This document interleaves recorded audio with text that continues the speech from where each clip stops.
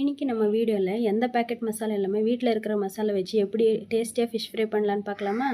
இதுக்கு 1 teaspoon chilli powder, 1 teaspoon கடலை மாவு, 1 டீஸ்பூன் கார்ன்ஃப்ளவர், 1 டீஸ்பூன் இஞ்சி பூண்டு பேஸ்ட்டு, கூடவே கொஞ்சம் மஞ்சத்தூள், 1/4 டீஸ்பூன் பெப்பர், தேவையான அளவுக்கு உப்பு போட்டுக்கோங்க.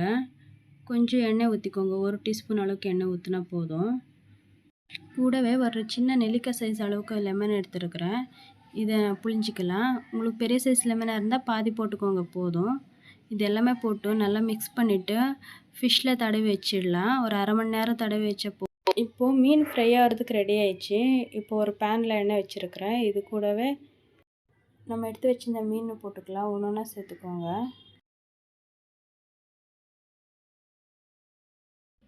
இப்போ மீன் எல்லாம் போட்டாச்சு. இது மேலே கருவேப்பிலை போட்டுக்கலாம். இது ஒன் சைடு 5 நிமிஷம், இன்னொரு சைடு 5 நிமிஷம் நல்லா சிம்மில் வச்சு ஃப்ரை பண்ணணும்.